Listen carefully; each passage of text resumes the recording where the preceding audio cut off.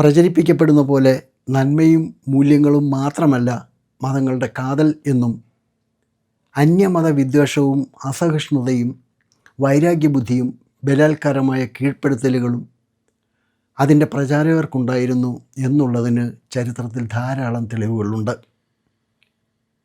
എതിരാളികളെ യാതൊരു ദയാദാക്ഷിണ്യവുമില്ലാതെ കൊല്ലാൻ മടിയില്ലാത്തവരായിരുന്നു ഇന്നത്തെ മിക്ക മതങ്ങളുടെയും തലപ്പത്തുണ്ടായിരുന്നവരിൽ വലിയൊരു വിഭാഗം എന്നാണ് ചരിത്രം പറയുന്നത്. അത്തരമൊരു ഭീകര ചരിത്രമുണ്ട് മിഡിൽ ഈസ്റ്റിൽ വ്യാപിച്ചിരുന്ന കൊലയാളികളായ ഹഷാഷിനുകൾക്ക്. നമസ്കാരം, ലോകായനത്തിൻ്റെ മറ്റൊരു വീഡിയോയിലേക്ക് സ്വാഗതം.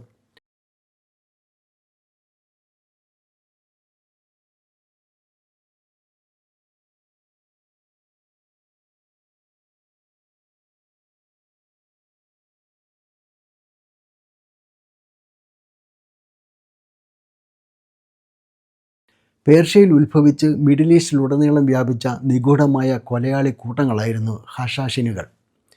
സുന്നി നേതാക്കളുടെ അപ്രമാദിത്വം അവസാനിപ്പിക്കാനും നിസാരി ഇസ്മായിലികളെ സംരക്ഷിക്കാനും ഹസനി സബ്ബാഹ് അസാസിൻ രൂപീകരിച്ച കൊലയാളി പടയാണിത്. ഹഷാഷിന്മാർ ആദ്യം പേർഷ്യ, സിറിയ, തുർക്കി എന്നിവിടങ്ങളിൽ നിന്ന് ആരംഭിച്ച് ഒടുവിൽ മിഡിൽ ഈസ്റ്റിൻ്റെ മറ്റു ഭാഗങ്ങളിലേക്കും വ്യാപിച്ചു. 1200കളുടെ മധ്യത്തിൽ അവരുടെ സംഘടന നിലം പതിക്കുന്നതിന് മുമ്പ് രാഷ്ട്രീയമായും സാമ്പത്തികമായും മതപരമായതുമായ മിക്കവാറും എതിരാളികളെ ഒരുപോലെ പരാജയപ്പെടുത്തി. 11, 12, 13 നൂറ്റാണ്ടുകളിൽ പേർഷ്യയിലെ ഈ കൊലയാളികൾ പ്രദേശത്തെ രാഷ്ട്രീയ മത നേതാക്കളുടെ ഹൃദയങ്ങളിൽ കഠാര ഇറക്കി ആ സമൂഹത്തെ ഒന്നാകെ ഭീതിയിലാഴ്ത്തി. ഹഷാഷിൻ എന്ന പേര് എവിടെ നിന്നാണ് വന്നതെന്ന് കൃത്യമായി പറയുന്ന തെളിവുകളൊന്നും തന്നെയില്ല. കൂടുതലും പറഞ്ഞു കേൾക്കുന്ന സിദ്ധാന്തം ഹാഷിഷ് ഉപയോക്താക്കൾ എന്നർത്ഥം വരുന്ന അറബി പദമായ ഹാഷിഷിയിൽ നിന്നാണ് ഈ വാക്ക് വന്നതെന്നാണ്. മാർക്കോപോളോ ഉൾപ്പെടെയുള്ള ചരിത്രകാരന്മാർ പറയുന്നത് സബ്ബാഹിൻ്റെ അനുയായികൾ മയക്കുമരുന്നിൻ്റെ സ്വാധീനത്തിൽ രാഷ്ട്രീയ കൊലപാതകങ്ങൾ നടത്തിയെന്നും അങ്ങനെയാണ് ആ വിളിപ്പേര് വന്നതെന്നുമാണ്. എന്നാൽ മറ്റൊരു വിശദീകരണം ഈജിപ്ഷ്യൻ അറബി പദമായ ഹഷാഷീൻ എന്നാൽ ശബ്ദമുള്ള ആളുകൾ അല്ലെങ്കിൽ പ്രശ്നമുണ്ടാക്കുന്നവർ എന്നാണെന്നാണ്. 1256 ഹഷാഷിനുകളുടെ കോട്ട തകർന്നപ്പോൾ അവരുടെ ലൈബ്രറിയും നശിപ്പിക്കപ്പെട്ടു. അതുകൊണ്ട് അവരുടെ സ്വന്തം വീക്ഷണത്തിൽ നിന്നുള്ള ചരിത്രത്തെക്കുറിച്ച് നമുക്കറിയാൻ യഥാർത്ഥ വസ്തുതകളൊന്നും തന്നെയില്ല. അവരെക്കുറിച്ചുള്ള മിക്ക രേഖകളും അവരുടെ ശത്രുക്കളിൽ നിന്നോ അല്ലെങ്കിൽ യൂറോപ്യൻ വിവരണങ്ങളിൽ നിന്നോ കിട്ടുന്നതാണ്. എങ്കിലും ഹഷാഷിനുകൾ ഷിയ ഇസ്ലാമിലെ ഇസ്മായിലി വിഭാഗത്തിൻ്റെ ഒരു ശാഖയായിരുന്നു എന്ന് വേണം കരുതാൻ. ഹഷാഷിനുകളുടെ സ്ഥാപകൻ ഹസനി സബാഹ് നിസരി ഇസ്മായിലി മിഷണറി ആയിരുന്നു. അദ്ദേഹം തൻ്റെ അനുയായികളോടൊപ്പം അലമുട്ടിലെ കോട്ടയിലേക്ക് നുഴഞ്ഞു കയറി. 1090 ദെയ്ലാമിലെ സ്ഥിരതാമസക്കാരനായ രാജാവിനെ ഒരേറ്റുമുട്ടലിൽ രക്തം ചിന്താതെ പുറത്താക്കി കോട്ട കൈവശപ്പെടുത്തി. ഈ പർവ്വത ശിഖരത്തിലെ കോട്ടയിൽ നിന്ന് സബ്ബയും അദ്ദേഹത്തിൻ്റെ വിശ്വസ്തരായ അനുയായികളും അവരുടെ ശക്തി കേന്ദ്രങ്ങളുടെ ഒരു ശൃംഖല സ്ഥാപിക്കുകയും അക്കാലത്ത് പേർഷ്യ നിയന്ത്രിച്ചിരുന്ന സുന്നി മുസ്ലിങ്ങളായ സെൽജുക്ക് തുർക്കികൾക്ക് ഒരു വെല്ലുവിളിയാവുകയും ചെയ്തു. നിസാരി വിരുദ്ധ ഭരണാധികാരികളെയും പുരോഹിതന്മാരെയും ഉദ്യോഗസ്ഥന്മാരെയും ഒഴിവാക്കാൻ ഹഷാഷിനുകൾ അവർ ലക്ഷ്യമാക്കിയവരുടെ ഭാഷകളും സംസ്കാരങ്ങളും ശ്രദ്ധാപൂർവം പഠിക്കും. നിശബ്ദവും രഹസ്യവുമായ ഒരു പ്ലാനിങ്ങിലൂടെ പിന്നീട് ഉദ്ദേശിച്ച ഇരയുടെ കോടതിയിലോ ആഭ്യന്തര വൃത്തത്തിലോ നുഴഞ്ഞു കയറും. ചിലപ്പോൾ വർഷങ്ങളോളം ഒരു ഉപദേഷ്ടാവോ സേവകനോ ആയിട്ടായിരിക്കും സേവനമനുഷ്ഠിക്കുക. ഉചിതമായ സമയത്ത് ഹഷാഷിൻ സുൽത്താനെയോ വിസീറിനെയോ മുല്ലയെയോ ഒരു കഠാര ഉപയോഗിച്ച് അപ്രതീക്ഷിതമായ ആക്രമണത്തിൽ കൊല്ലും. ഇന്നും ചിലർ വിശ്വസിക്കുന്നത് പോലെ കൊലയാളികൾക്ക് അവരുടെ രക്തസാക്ഷിത്വത്തിന് ശേഷം സ്വർഗത്തിൽ ഒരിടം കിട്ടും എന്ന് വിശ്വസിപ്പിച്ചിരുന്നു. അതാണ് അവർക്ക് ക്രൂരകൃത്യങ്ങൾ ചെയ്യാൻ പ്രേരണയായിരുന്നത്. അതുകൊണ്ട് തന്നെ മിഡിൽ ഈസ്റ്റിൽ ഉടനീളമുള്ള ഉദ്യോഗസ്ഥർ ഈ അപ്രതീക്ഷിത ആക്രമണങ്ങളിൽ ഭയന്നിരുന്നു. എപ്പോൾ വേണമെങ്കിലും കൊലയാളികൾ എത്താം എന്നതുകൊണ്ട് പലരും വസ്ത്രത്തിനടിയിൽ കവചമോ ചെയിൻ മെയിൽ ഷർട്ടുകളോ ധരിക്കാൻ തുടങ്ങി.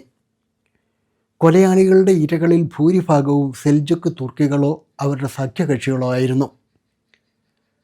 ഷിയ വിഭാഗത്തിൽപ്പെട്ട പല പേർഷ്യക്കാരും നൂറ്റാണ്ടുകളായി ഖിലാഫത്തിനെ നിയന്ത്രിച്ചിരുന്ന അറബ് സുന്നി മുസ്ലിങ്ങൾ തങ്ങളോട് മോശമായി പെരുമാറുന്നതായി കരുതിയിരുന്നു. 10-11 നൂറ്റാണ്ടുകളിൽ ഖലീഫമാരുടെ ശക്തി ക്ഷയിക്കുകയും കിഴക്കൻ മെഡിറ്ററേനിയനിലെ ക്രിസ്ത്യൻ കുരിശ് യുദ്ധക്കാർ അവരുടെ താവളങ്ങൾ ആക്രമിക്കാൻ തുടങ്ങുകയും ചെയ്തപ്പോൾ തങ്ങളുടെ സമയം വന്നിരിക്കുന്നു എന്ന് ഷിയകൾ കരുതി. വിശ്വാസങ്ങളിൽ തീക്ഷ്ണതയുള്ളവരും സൈനികമായി ശക്തരുമായ സുന്നി സെൽജൂക്കുകൾ പേർഷ്യ ഉൾപ്പെടെയുള്ള വിശാലമായ ഒരു പ്രദേശത്തിൻ്റെ നിയന്ത്രണം ഏറ്റെടുത്തു. എണ്ണത്തിൽ കൂടുതലായതിനാൽ ഷിയ നിസാരികൾക്ക് തുറന്ന യുദ്ധത്തിൽ അവരെ പരാജയപ്പെടുത്താൻ കഴിഞ്ഞില്ല. പേർഷ്യയിലെയും സിറിയയിലെയും നിരവധി പർവ്വത ശിഖര കോട്ടകളിൽ നിന്ന് അവർക്ക് സെൽജൂക്ക് നേതാക്കളെ വധിക്കാനും അങ്ങനെ അവരുടെ സഖ്യകക്ഷികളിൽ ഭയം സൃഷ്ടിക്കാനും കഴിഞ്ഞു. 1219 ഇന്നത്തെ ഉസ്ബെക്കിസ്ഥാനിലെ ഖ്വാരസം ഭരണാധികാരി തൻ്റെ നഗരത്തിൽ ഒരു കൂട്ടം മംഗോളിയൻ വ്യാപാരികളെ കൊലപ്പെടുത്തി.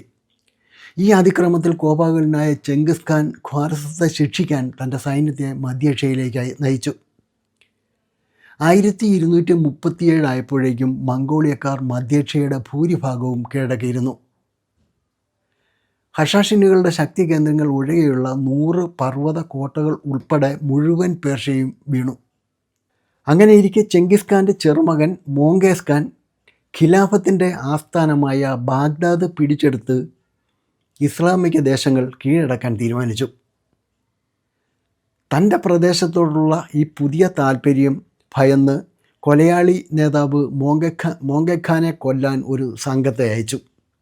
മോങ്കെഖാൻ്റെ കാവൽക്കാർ വഞ്ചന തിരിച്ചറിഞ്ഞ് കൊലയാളികളെ ഓടിച്ചെങ്കിലും അപ്പോഴേക്കും നാശനഷ്ടങ്ങൾ ഏറെ സംഭവിച്ചിരുന്നു. അതോടെ കൊലയാളികളുടെ ഭീഷണി എന്നേക്കുമായി അവസാനിപ്പിക്കാൻ മോങ്കെഖാൻ തീരുമാനിച്ചു. മോങ്കെഖാൻ്റെ സഹോദരൻ ഹുലാഗു കൊലയാളികളെ അവരുടെ പ്രധാന കോട്ടയായ അലമൂട്ടിൽ തളയ്ക്കാൻ പുറപ്പെട്ടു. മോങ്കയെ ആക്രമിക്കാൻ ഉത്തരവിട്ട നേതാവിനെ മദ്യപാനത്തിൻ്റെ പേരിൽ സ്വന്തം അനുയായികൾ തന്നെ അപ്പോഴേക്കും കൊലപ്പെടുത്തിയിരുന്നു. ഇപ്പോൾ അദ്ദേഹത്തിൻ്റെ കഴിവുകേട്ട മകനാണ് അധികാരത്തിലുണ്ടായിരുന്നത്. മംഗോളിയക്കാർ തങ്ങളുടെ എല്ലാ സൈനിക ശക്തിയും അലമൂട്ടിനെതിരെ പ്രയോഗിച്ചു. അതേസമയം കൊലയാളി നേതാവ് കീഴടങ്ങുകയാണെങ്കിൽ മാപ്പ് കൊടുക്കാം എന്ന് വാഗ്ദാനം ചെയ്തു. അതനുസരിച്ച് 1256 നവംബർ 19 അയാൾ കീഴടങ്ങി. ഹുലാഗു പിടിച്ചെടുത്ത നേതാവിൻ്റെ ശേഷിച്ച എല്ലാ ശക്തി കേന്ദ്രങ്ങൾക്കും മുന്നിൽ കൂടി പരേഡ് നടത്തിക്കുകയും ശേഷിച്ചവർ ഒന്നൊന്നായി കീഴടങ്ങുകയും ചെയ്തു. കൊലയാളികൾ വീണ്ടും അഭയം തേടാനും സംഘടിക്കാതിരിക്കാനും കഴിയാത്ത വിധം മംഗോളിയക്കാർ അലമുട്ടിലെയും മറ്റു സ്ഥലങ്ങളിലേക്കും കോട്ടകൾ തകർക്കുകയും ചെയ്തു. അതിനടുത്ത വർഷം മുൻ ഹഷാഷിൻ നേതാവും മംഗോളിയൻ തലസ്ഥാനമായ കാരക്കോറത്തിലേക്ക് യാത്ര ചെയ്യാൻ അനുവാദം ചോദിച്ചു. അവിടെ നേരിട്ട് കീഴടങ്ങാനുള്ള അവസരം മോങ്കെഖാൻ അയാൾക്ക് നൽകി. പക്ഷേ കഠിനമായ യാത്രയ്ക്ക് ശേഷം അവിടെ എത്തിയ നേതാവിന് പ്രവേശനം നിഷേധിക്കപ്പെടുകയും അയാളെയും അനുയായികളെയും ചുറ്റുമുള്ള പർവ്വതങ്ങളിലേക്ക് കൊണ്ടുപോയി കൊലപ്പെടുത്തുകയും ചെയ്തു. അതോടെ ഹഷാഷിനുകൾ എന്ന കൊലയാളികൾ എന്നേക്കുമായി ലോകത്ത് അവസാനിച്ചു. മറ്റൊരു വിഷയവുമായി വീണ്ടും കാണാം. നന്ദി.